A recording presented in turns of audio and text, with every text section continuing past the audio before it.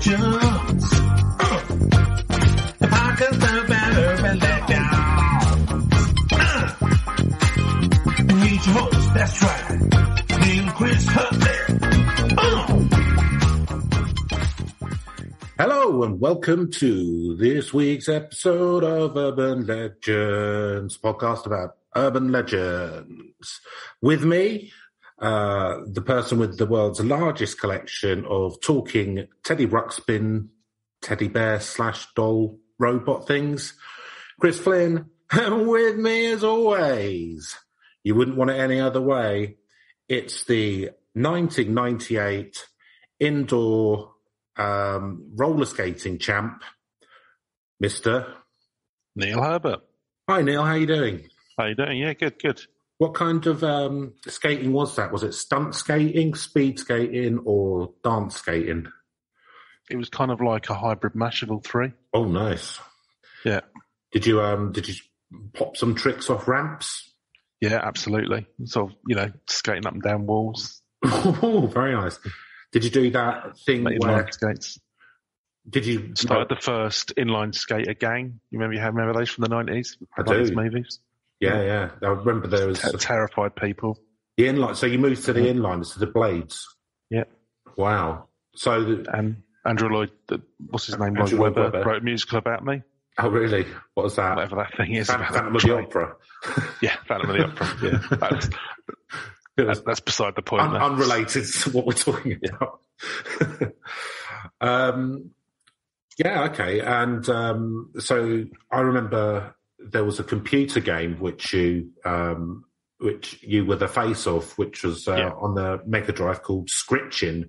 And what it was it was like an inline skating race.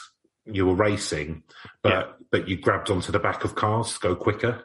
Because that's what we see you and your gang all round Port Slade, grabbing onto the back of buses on your inliners. That kind of stuff. Yeah. All that neon lighting that you have around Port Slade. Yeah, it's very much like South Beach in Miami, isn't it? All the Art Deco buildings, up and down the Old Shoreham Road, Boundary Road, Road. Yeah. Get off at the Tesco's and go. So jump. Wimpy's. Doing proper burger, Chris. Serve it with plates, cutlery, and everything. Lovely, yeah. Exactly. Roller skating there after a hard night roller skating.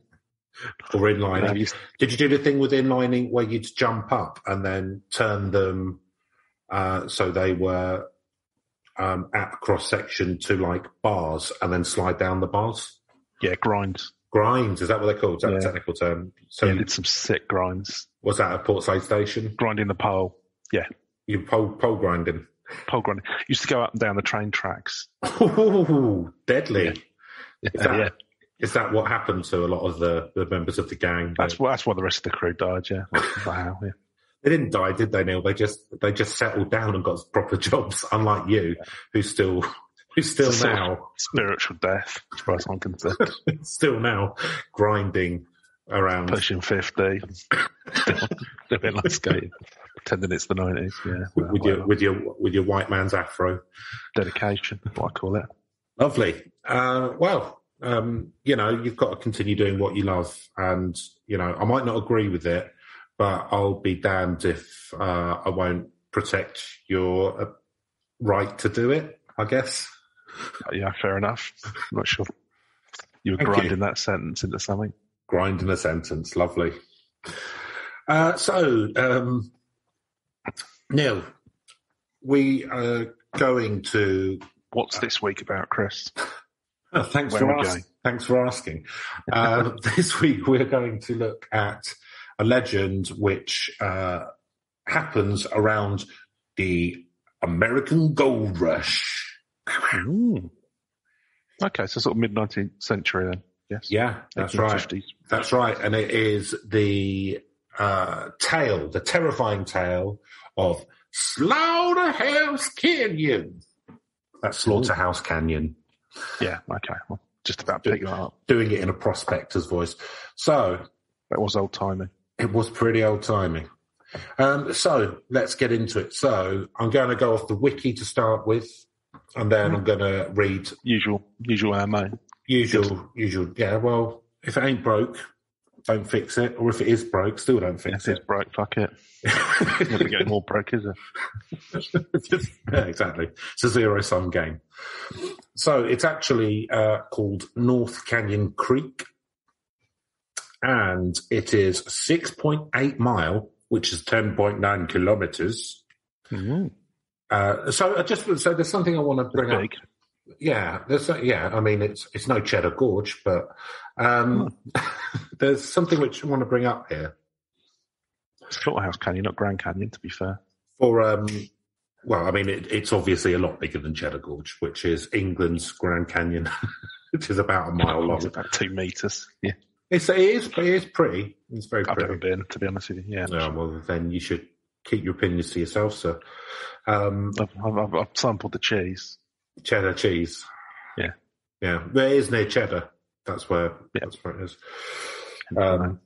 And it's near Wookey Hole Caves, which are also quite good. Mm. Yeah. There's a lot of stuff down there in Somerset. Do you reckon that's where George Lucas got the name from? From Wookey? Yeah. I think so. Yeah, you'd imagine so, wouldn't you? I'd imagine so. Guy's a plagiarist. Yeah. Yeah, he went down Wookey Hole Cave and then Fortress and Somerset's. Yeah, he went hotspot. He went down Wookey Hole Cave and then he went to the Museum of Somerset Samurais afterwards because they were a thing. Absolutely. Because that area used to be an independent kingdom, of course. Yep. What else speaks of funny? It is Cornish independence. So I just want to iron this out for any American listeners. In England, we also use miles. It's not just you. We don't use kilometres because we're different to the rest of Europe. So, technically, we do use the metric system. It's just most people are stuck about 30 years. Well, and also all the signs are in miles, and all the cars are in miles per hour, and everything's miles per hour. So we pay lip service to the metric system. Yeah, I mean, we use the metric system for weights, weights and measures. We use it for, but for height, weight, and speed, we still use the old money, don't we? Yes, but speed signs definitely. To be fair, speed. Well, it depends. The weight of humans, we use old money. So we don't use kilograms, which I think you do in America. We use pounds and stone for weight. No, they use stone as well in America. Oh, okay.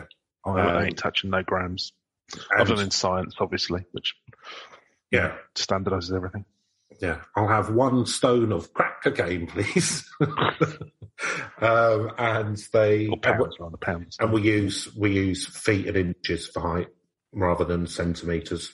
Although I know both from putting my avatar into my computer games. So anyway, just thought I'd say that because you often hear American TV shows assume English people use kilometres, and we don't. So get that out of your head right now. We haven't left Europe to be piled. I'm waiting for that, to be honest with you. I'm waiting for that where they tell us when, they can't have things in grams anymore. We have to do it back in the imperial system. Yeah, and then we have to start wearing tricorn fucking hats or something. Get rid of miles and change them for fathoms. And a wig. Well, I wouldn't mind a powdered wig. Yeah, some +4s and stockings. A beautiful powder. Beauty spot, yeah. Beauty spot. Get back to the 18th century. But that was quite French, wasn't it? That kind of, I don't know, what do you call it? Pompadour? Sort of. Yeah, I'm not sure, actually. Well, the wigs were basically because everyone had fucking syphilis and had to shave their heads. Yeah. Or just filth, or lice or something, and just like all the filth. But actually, the syphilis, I think that was where they paint themselves white because all the terrible skin and stuff. But actually, I think that the wigs were more about lice. But it was just, it was a pretty. They got really large, didn't they? The wigs. Yeah. Beautiful. Well, the bigger the better. I'm all for it. So good. Right. So that's that.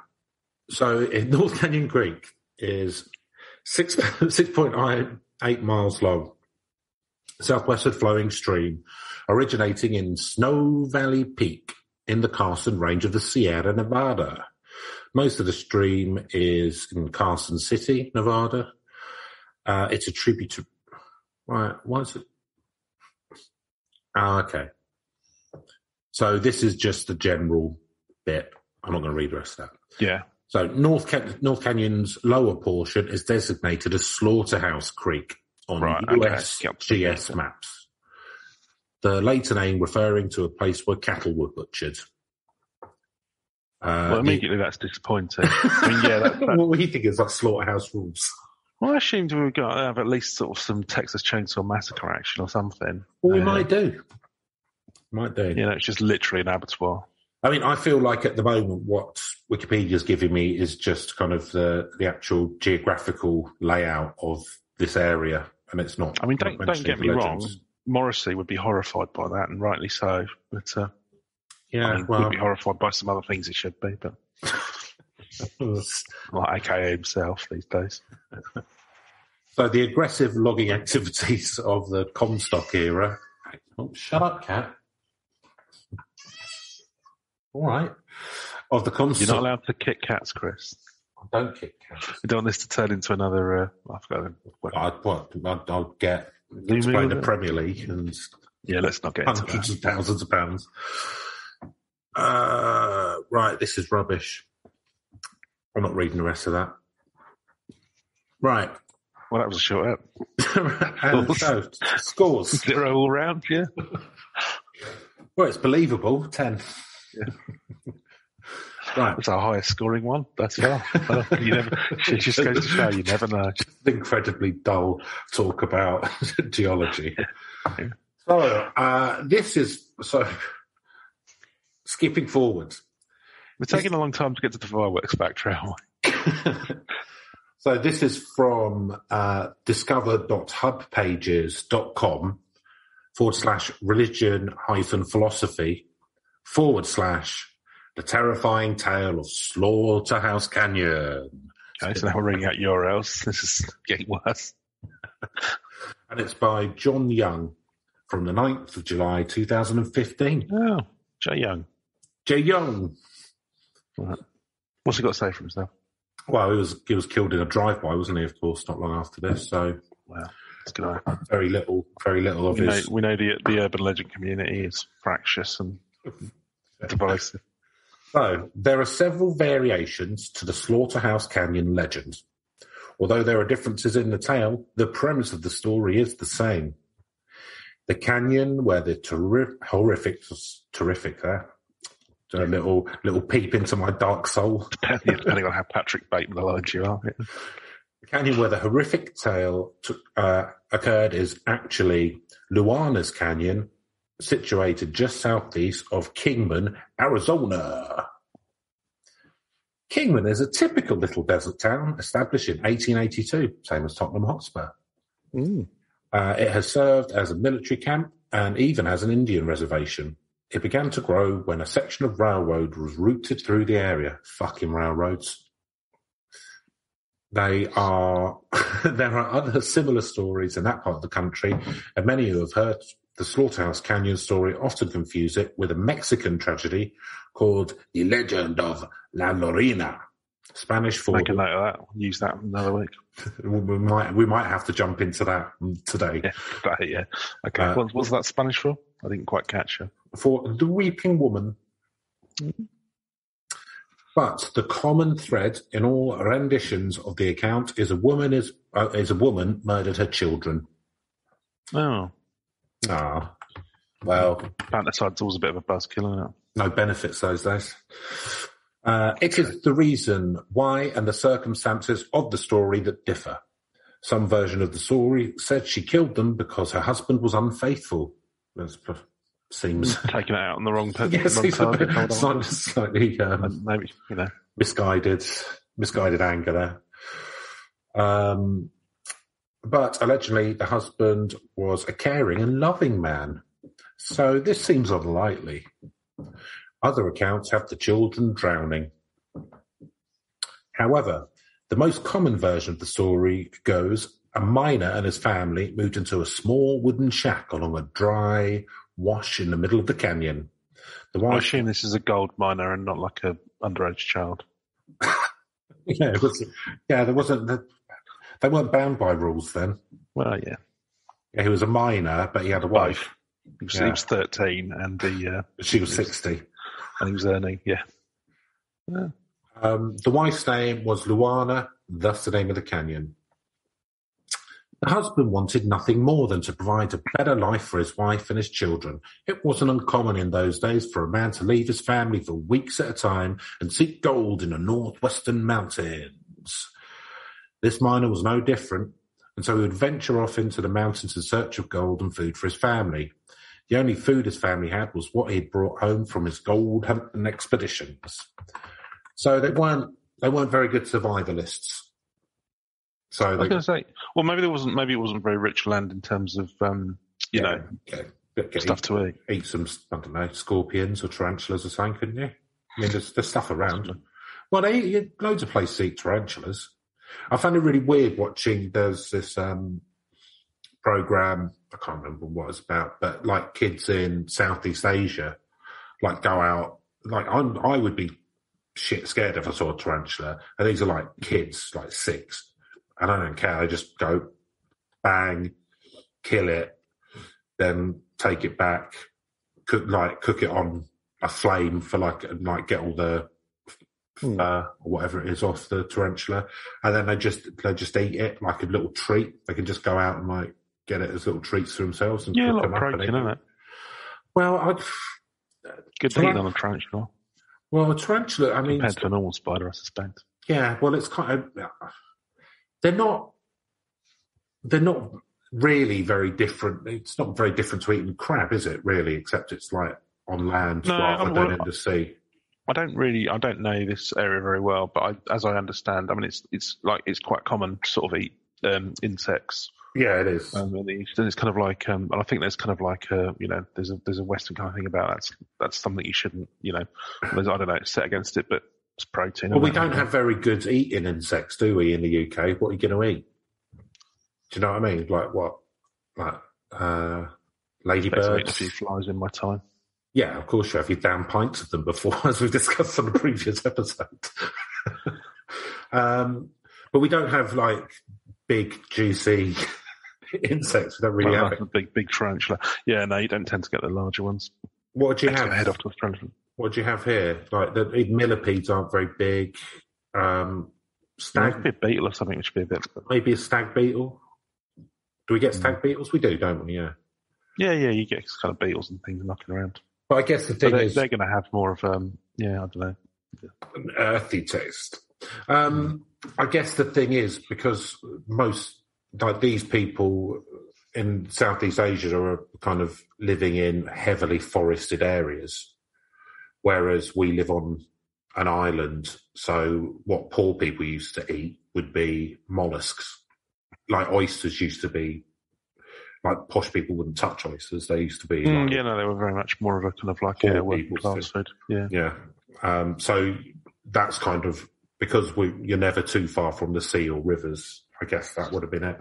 Which is weird because we don't eat that much fish anymore, do we? In this country, it's all. No, I think we tend to export it or something. I don't really know. Given that we live on the coast, it's quite hard to get. We export a fuckload to China because they pay big top dollar in China for. If it all goes up to. I quite like oysters, but it's just very pricey. I think I've had one oyster ever in my life, and I don't know. I just swallowed it. I was about 12. I've never tried it again since. I probably should do, but I don't know. Like maybe 3 times. Yeah, no. 3 times this morning. That's why you're so horny all the time, isn't it?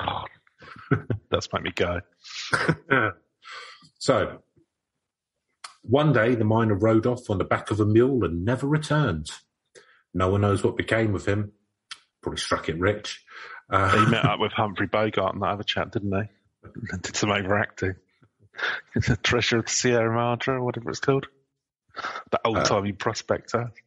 Goddamn! I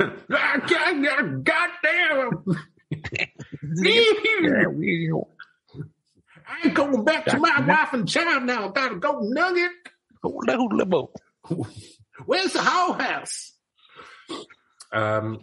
He just died of syphilis really quickly. He just died of Overchewed scenery. But it is thought that he was probably the victim of a robbery, an accident, or perhaps killed by wild animals. So quite broad spectrum. Hey, I mean, you don't. Old age, illness, accident. He might have had a tumble, mightn't he? Knocked his head. You don't know. Might have been robbed. But there's literally infinite like things. aliens, army killed him. Yeah, could have chip fan fire. Yeah. Gas leak. Carbon monoxide poisoning. Yeah. Could have been stroke. Irradiated. So Luna patiently waited for her husband's return, but he didn't because he'd been irradiated. The food eventually ran out and they found themselves starving. Without food and unable to care for her children, Luna slowly became insane. Dun, dun, dun. Her children became weak and constantly begged for food. There was none to be had. I mean, you pack up and move somewhere else. Yeah, it kind of fit there. Reminds me of I don't know really. Ned Flanders on The Simpsons' parents when he's like a hyperactive child and they're beatniks. They're going, "You got a helter starter. We've tried nothing and we're all out of ideas." It's literally like that. Unable to cope with watching her children slowly starve, she murdered them and cut them up into small pieces. It's also said that she put on her white wedding gown before committing the ghastly act. I wonder if that might be an embellishment. Well, I'm curious as to whether or not there's any truth to this at all.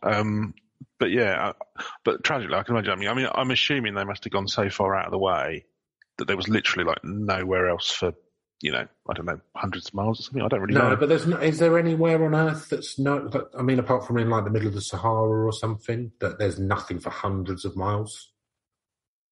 I mean, yeah, I would imagine because the thing is, a lot of like the people who first went out gold prospecting, it was a lot of sort of guys going out by themselves, and it was, literally, a lot of it was unclaimed territory, wasn't it? Or they were trying to, steal it from the indigenous people. But again, you could probably walk 30 miles a day, couldn't you? You give yourself a better shot. Well, I suppose you're waiting for him to come back for a while, but then, I don't know. I suppose it depends on what sorts. Yeah, I suppose you've got all your stalls there, though, haven't you? But yeah, I don't know.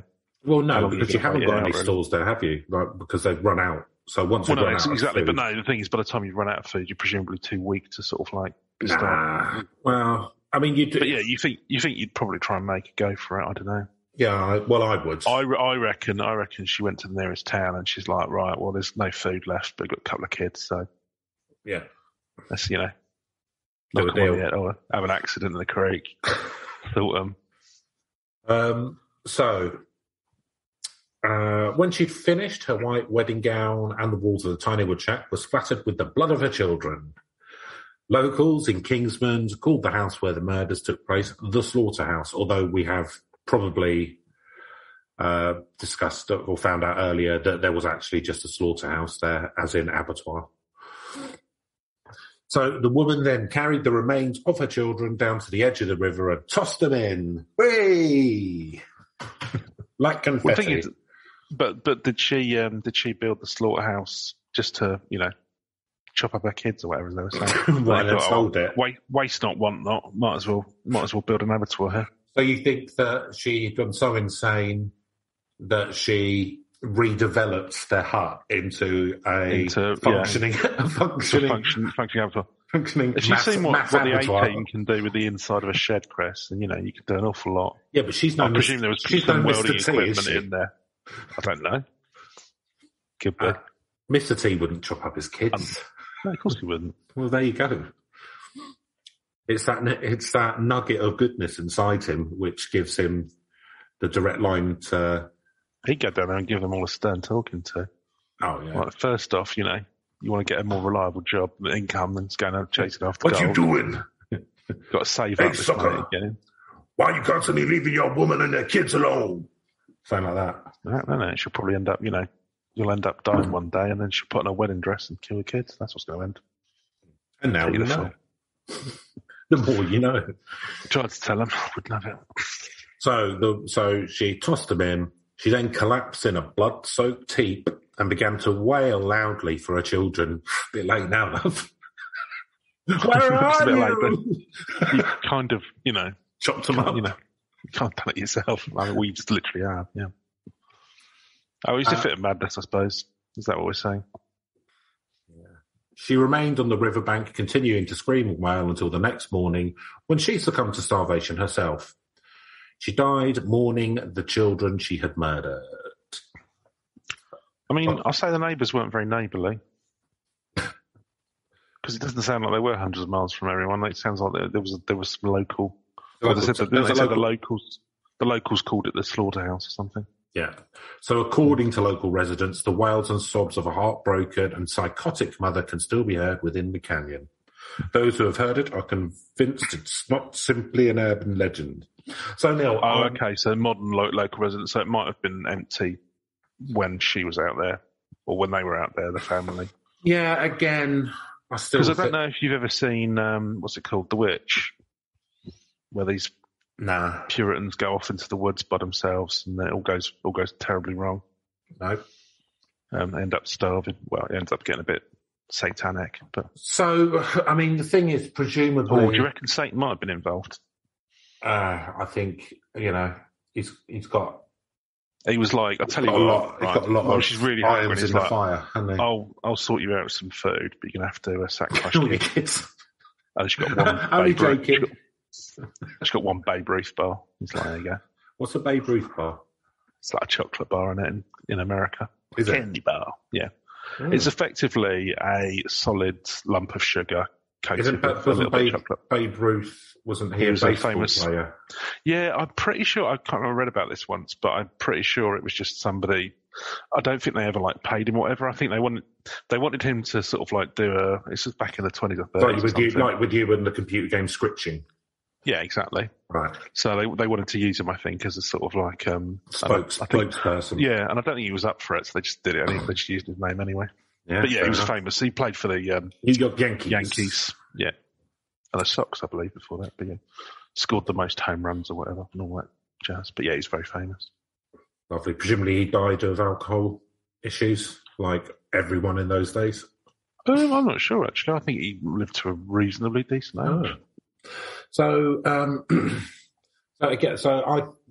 my problem with this is presumably they came from somewhere to this hut, right? So they came from somewhere. Yeah, they must have travelled out to make their fortune, basically. Yeah. So would you not just start making your way back? Yeah, well, this is the thing, is because even if you came from Boston or whatever, you would have had to go through lots of towns, and presumably you would have stopped at the nearest town to get some provisions or whatever. Well, you would have thought if you were with the nearest kids, you'd sort of, you say you go to the nearest town, and it's like, I can't find my husband. Can somebody help me? Yeah, I don't know. Would that not have worked? Well, I would. That's what I would. A lot of these things, it's frustratingly light on obvious detail. Yeah, And I was thinking about this earlier before this, because I was listening to a podcast. If we're ever in a situation, Neil, like life or death situation, and I die first, I give you permission and actually actively encourage you to eat me if you need to for sustenance, all right? Because I'll be dead. It won't matter. So it'd be. I think that was implicit anyway, Chris. But, yeah. But I thought I'd put it on record in case people get a bit narky about it when it definitely happens when we go to have a look for the pig man or something. You're not to touch me. Chase. I want to. In fact, you've got to preserve me as well as possible and carry me around. Got to embalm you. So I can look beautiful for my burial. Yeah, I want to go like what's his face, like Lenin or Lenin. Sorry, Lenin. Yeah, I want to be put in a mausoleum. Fair enough. Scientists year round to preserve and who's right as mausoleum? Arcane science. Yeah. Right. So we've got a couple of comments here below from members of the public. Which are more recent, weirdly. So this is from May 13th, 2020, from a Linda Athens. I was thinking of a voice to do, but I'll just read it. No, just leave it alone. I've done enough voices today, haven't you? I haven't done any voices. Done Mr. T, you've done an old-timey prospector. Oh, yeah. My family came to this area before 1885, where my grandfather founded the newspaper first in Mineral Park. So you obviously didn't take on your grandfather's love of the sentence. Hmm.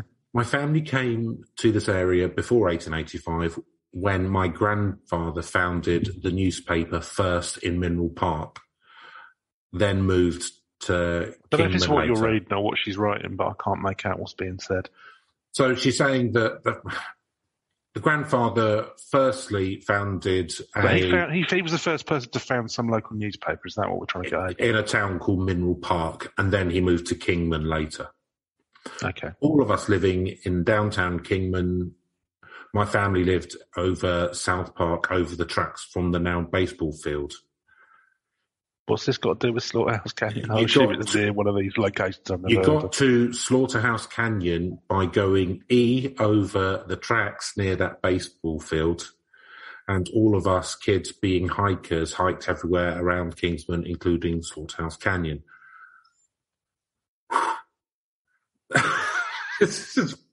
What has that got to do with anything?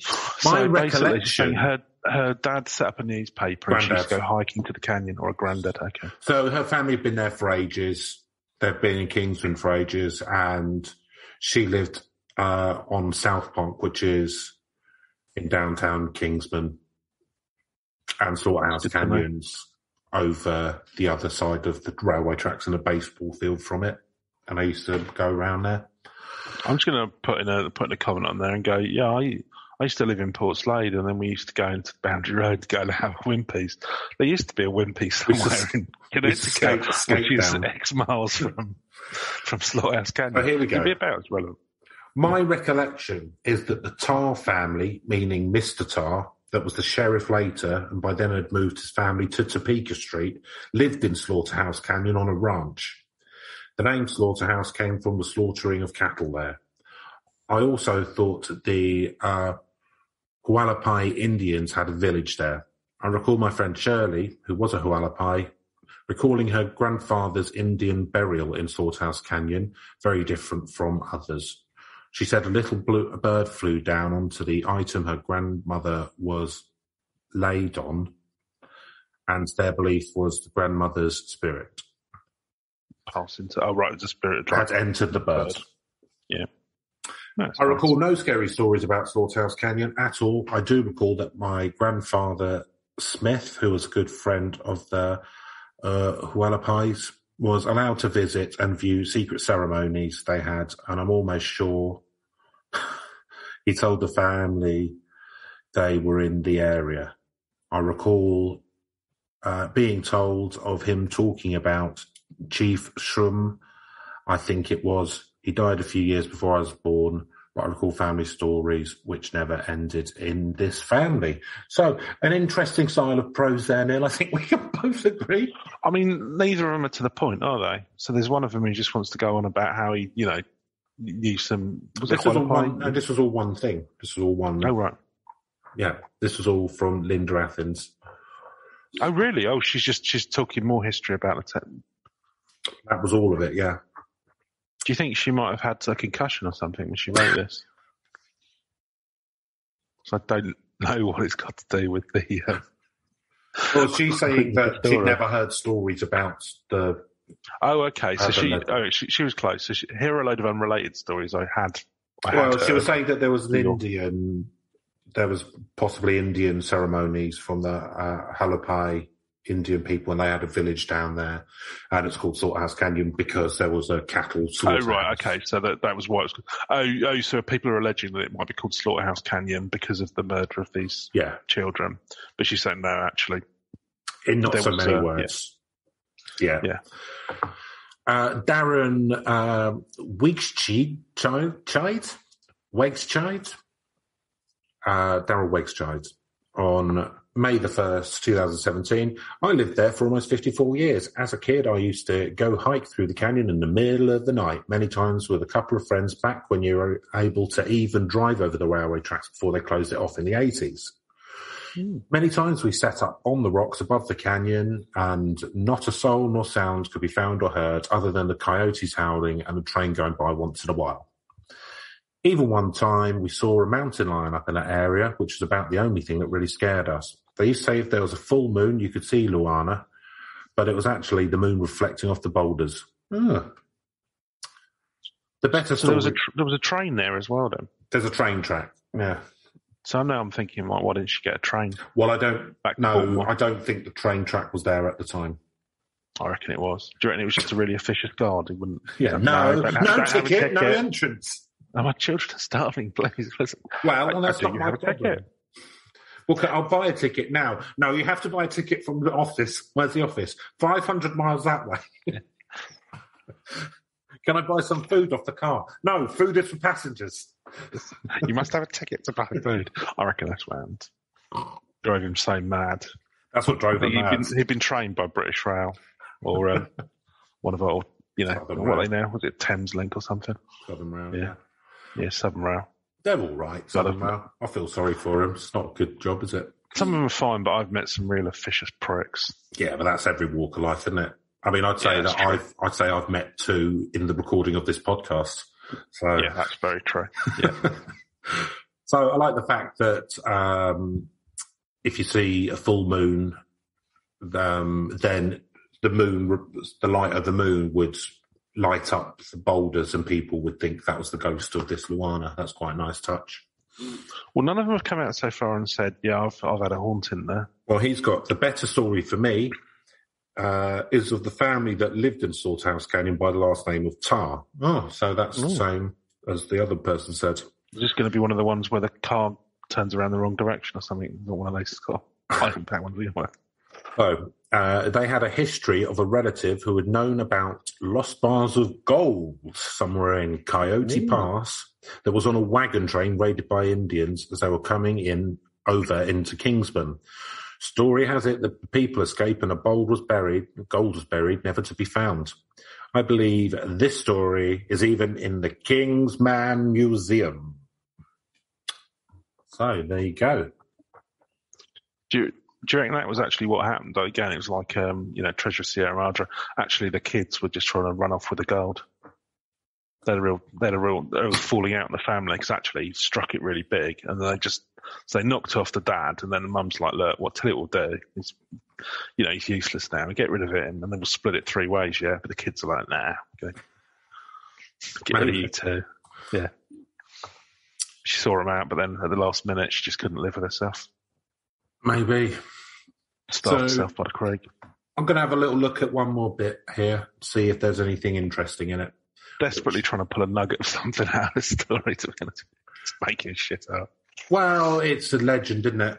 It's a legend. It's a localized legend. Something was called something, and then someone made up a story of why it was called it, which was different to the boring truth. I think we should do similar things for where we live. Yeah. So, like the Palace Pier. Yeah. Well, it was because they had to be palace on there. It used to be St. Nicholas used to live on it. Yeah. That's why he was quite gaudy. Was gunned down. Yeah. Oh, it's terrible. Right.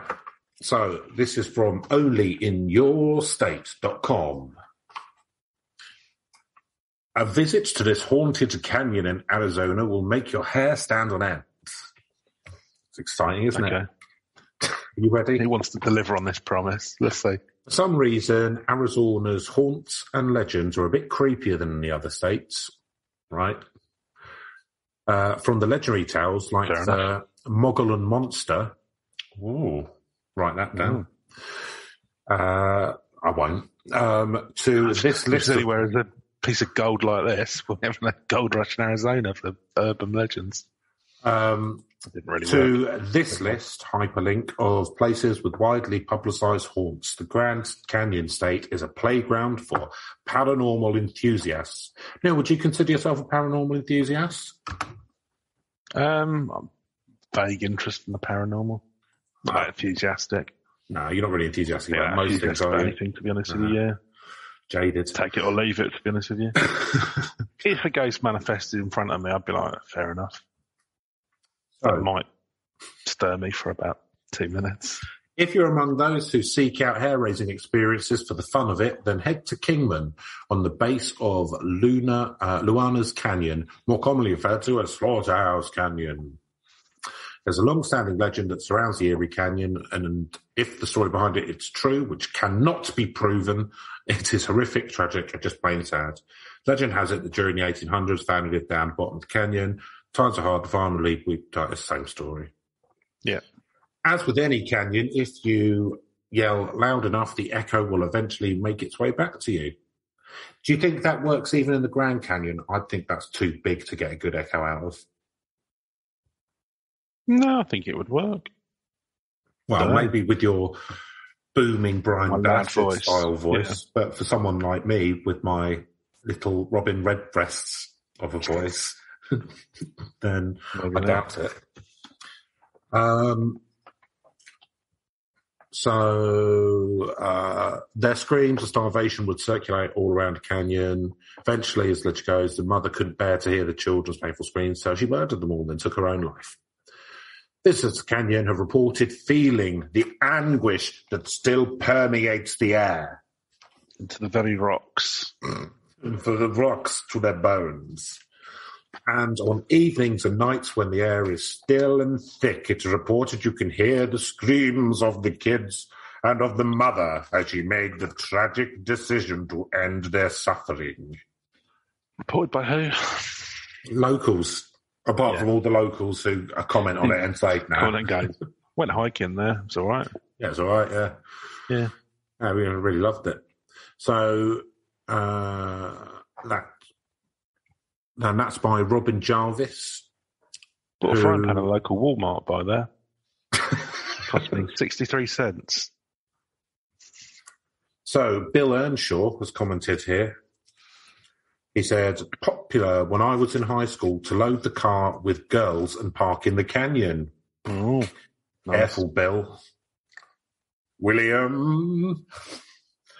Waiting for Luana, though no one else knew about this, and invariably there were some weird noises which prompted us to get out of there. Once was enough for me.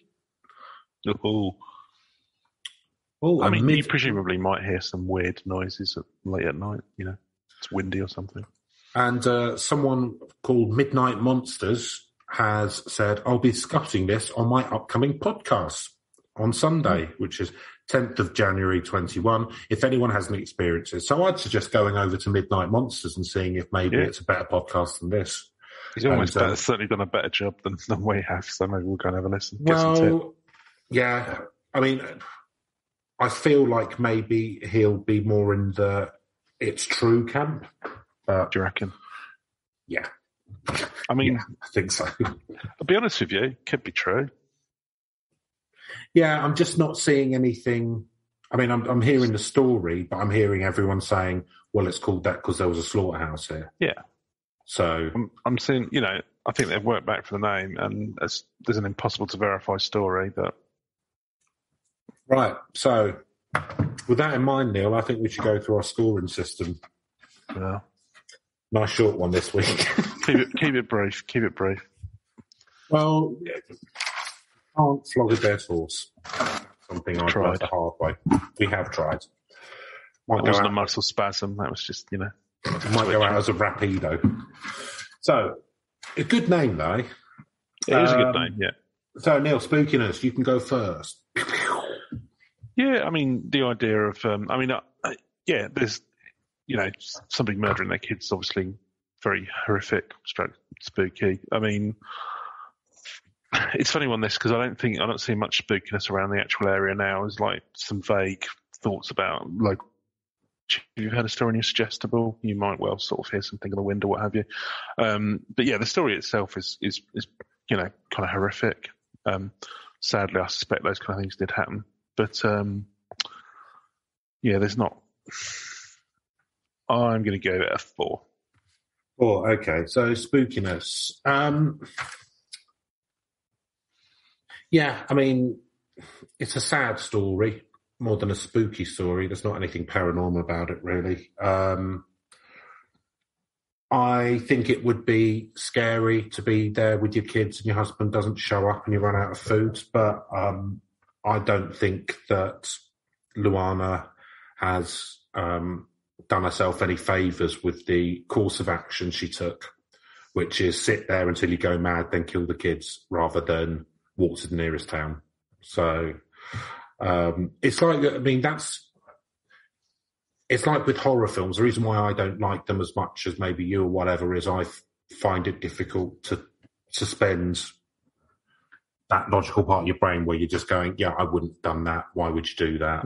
That kind of stuff, which inevitably is kind of a trope of horror films, isn't it? People do stupid stuff that ordinarily the good ones they usually don't. The bad ones they quite often do. But then quite often they're quite knowing as well, and it's just it's just about inventive kills and shit, isn't it? And you're watching something really like you don't watch a Friday the 13th sequel for plot that makes sense. I do. You're there for some bad puns and some special effects. So it's not very spooky. So yeah, I'm gonna go 3-0.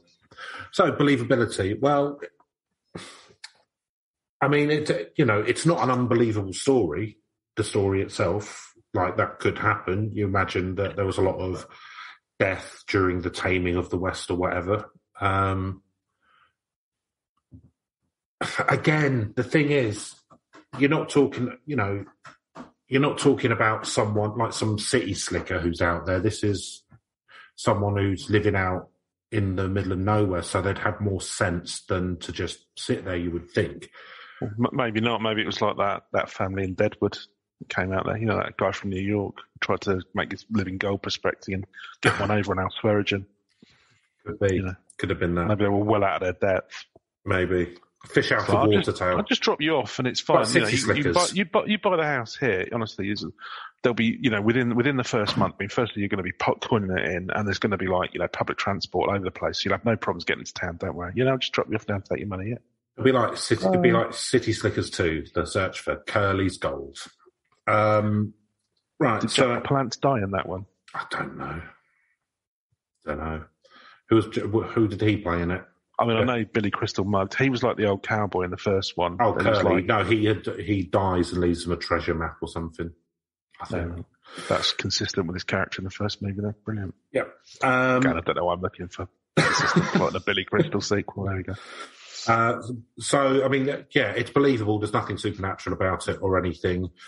The actual story itself, kind of the legend around it and stuff, seems quite unbelievable because everyone in the town knows why it's called that, and they don't seem to think. It seems like kind of maybe teenagers or whatever try and spook each other with it, but I mean, it's not. I don't think it happened, and that's why it's called it. But that doesn't. Again, that's not really the believability factor. I don't think a lot of people believe it in the area, but it's a believable enough tale, so I'm going to give it 6. Neil? Yeah, I'll be brief on this one because I think it's fairly similar. Sadly, it's quite believable. These things do happen, or you hear about horrible things being done to sort of kids and whatnot, unfortunately. But so yeah, you could imagine that might have happened. But yeah, there's not anything to disbelieve massively, is there? It's just whether or not Yeah, that's why it's called Slaughterhouse Canyon. Yeah, it's just I'm gonna give it a 5 because it's just kind of like, well, I mean, I could believe that had happened, but yeah, the fact that they're still haunting the canyon, no, not really. But yeah, I don't know. Okay, so reach, Neil. You go. I can't imagine this has got much reach, to be honest with you, just because there's not much there. And looking by the comments, there's people who sort of lived fairly near. I mean, all right, it supposedly happened. Well, the thing is, I'm not convinced that this story hails from 1850. I think it's probably more recent. As you say, somebody's just, it's one of those things you say, probably people who are local to the area and sort of kids or whatever, it's, slaughterhouse. And then they've just sort of like come up with a tale or they've heard something. Undoubtedly something like that did happen somewhere. Yeah. And then you've conflated the two or what have you possibly. But I don't know how long, there's no way of knowing how long. And the thing is, nobody even seems to reference the tale. It's just on it's on a few websites, isn't it? I don't know. Well, I don't know how old it really is. And it doesn't feel like one that would really get around that much. Yeah. I don't know. I found this on a list of biggest urban legends or whatever, like most spooky urban legends from each state. Now, I can't believe that this is the best that Arizona has to offer, so I'm starting to question the validity of the website which I got this from. I'm pretty sure, I'm reasonably certain far more horrifying things have happened in real life in Arizona, so I can't believe it's their best urban legend. It's it doesn't feel like one that's got a lot of legs to me. It'll be one that's just kind of like local, and I think these things just spread because they get collected on the internet. It's just it's a nice simple thing to do, like a listicle about, isn't it? Or, a podcast. Well, as we've proven, it isn't a good thing to do a podcast about. No, fair enough. So, how many points are you going to give now? Right, I'm going to 2 for this. 2. Yeah, so I don't think this has got a very big breach either. I mean, it's not even been on Supernatural. I know, right? Yeah, it seems to be a local thing. There's stuff about it, like only it's on websites and that. I don't know how much Kingman, Arizona has going on, really. I'm not sure. I'm not sure kind of how big the town is or if it's sort of famous. I read the comments, didn't sound like a lot. Yeah, so maybe it's just they've kind of latched on, someone's made this up and they've kind of gone, well, we've got to put something down for Kingman. Well, there's this urban legend, maybe. That'll do. So let's have a look. Population, 30,000 people. It's not too bad. And it's on Route 66. Right, so we can go there when we take our hogs. Our hogs and... Well, you'll grab onto the back of my hog with your inliners, obviously. Rollerblades. It's got a... Well, I'm now going to have 2 hogs on my feet. I'm going to have powered, dart ahead if I want to. Perfect. How I think Easy Rider should have ended. So there was a big explosion there in 1973 during a propane transfer from Vauxhall railroad car to a storage tank. So, so things happened there. Let's have a look. Do you reckon that was a spirit of Luana seeking revenge on herself? Almost certainly. By destroying the program.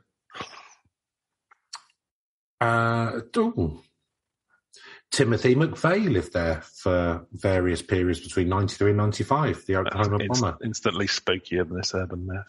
Yeah. So, yeah, I mean, it's not got a very big reach. I mean, it's not even mentioned in the Kingman Wikipedia page, to be honest. There you go. So, I mean, I don't care. Yeah, I'm going to give it a 2. Or maybe there's a cover-up, who knows? Yeah, Timothy McVeigh's trying to expose it. Government, what done it? Got frustrated. So, narrative premise, I'll go. It's fine. It's a standard thing. It's nice that it's set in the kind of gold rush time. That's nice, isn't it? Nice bit of colour. Yeah.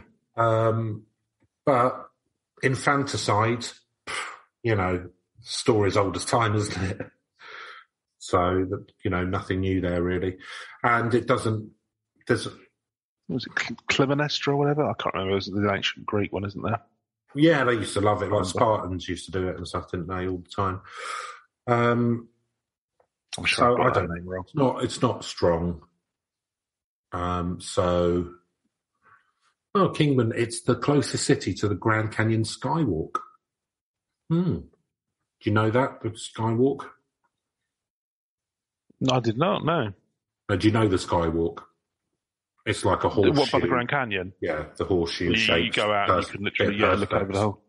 Would you fancy doing that? Yeah, I think that'd be interesting. As long as it felt secure, do you know what I mean? Yeah, I mean, if it's got a bit of wobble in it, I'm not doing it. If it's completely safe. Yeah, no, I'd give it a go. I do get a bit of vertigo, but no, I think I'd be all right with that. Pamela Anderson did one of her 1992 Playboy photo shoots at the corner of 4th Street and Andy Devine Avenue and was brought into Kingsman Police Department for indecent exposure. She was not charged but asked to write a letter of apology. That's interesting. And, you can tell how good this narrative premise is because I'm reading this stuff, so I'm going to give it 2. Neil? I'm so angry with the whole thing now. No, there's nothing on here. I'm giving it a 1. It's thin gruel. And I haven't even been adding these up as I've been going along because I've been so... Let's just assume it's an 8. So... Our lowest scoring one thus far. So that has got a total of 25, which is definitely on the low end of things. I'll be interested to see if we've done one lower and what that was. So that's it from this terrifying, in-depth, mind-blowing urban legend. What expose. Woo. Hello. What a scoop. You only get one of these once a generation. The Pulitzer's on its way. You're a kid. You're going all the way to Manhattan. Unfortunately, print media's fucked. So you get much You're out going of to it. Fleet Street. So I'd say... Which now is just a street. God knows whose people's on it. So I'd say, if you do find yourself in a survival situation, maybe retrace your steps back to the town, which was a couple of days' walk away, rather than kill your kids in your wedding. Have an exit strategy that doesn't involve dressing up in your wedding dress. Yeah, and you think as well, you say to the husband, look, if you're not back by this date, you think, I know they weren't as educated in those days, but sort of very basic logistics you could do. But you'd be like, for want of a better phrase, street smart, wouldn't you? Because the thing is, let's be honest, I would have lasted approximately 2 minutes. I'd be like, right, cell phone reception, where's the nearest shop? Well, no, I don't think no, because you've got critical thinking. So you'd go, right, the person was meant to be back a week ago, we're running low on food. We'll leave them a note and say we're retracing our steps back to the nearest town, and then he can come and meet us there. Yeah, right. You just do that, wouldn't you? You'd say to him, look, if you're not back, aim to get back by this date, which is when we've still got food. Then he comes in with all the gold. If you don't come, dinner, you're held to pay. Where's my dinner, woman? You'd say, look, be back at this. Pat lunch weeks ago. Pate sandwiches and what's it? Yeah. Packet of skips and a yoghurt. That yoghurt's on the turn as well when he had it. Oh, no. That Arizona sun. Looking forward to that as well. It was a nice black cherry one. Oh, that's the best type of yoghurt. Yeah. Well, I'd say hazelnut, but I'm weird. But not when it's gone on the turn, though. What, hazelnut one? They don't go on the turn. Nuts can't go off. The black cherry one. Oh, yeah. Right. You could do a black cherry and hazelnut. That'd be all right. There you go. Try and blend them together, see where that takes you. Do a black cherry and hazelnut cheese, couldn't you? That'd be nice. Like a Wensleydale, but with black. Because Wensleydale's quite tart, isn't it? That could be a good salad. Cherry and hazelnut salads. Chip crisp salad. No, you could do like a Greek salad, couldn't you? You have bits of feta and bits of olives and stuff in there. You could put. Yeah, but do you think instead of olives, instead of olives, you're and instead of feta, some hazelnuts. Instead of feta, you have Viennetta. Yeah. Looks classy, doesn't it? Iceland salads. Yeah. So anyway, I think that just try and retrace your steps or something. Don't stay there until you don't look Iceland. They gave us the chicken tikka lasagna. Don't you forget? Lovely. So yeah, that's it from this week's in-depth look into the world of the occult. You got as much out of that as we did. Yeah, I'll see you later. Bye. Bye.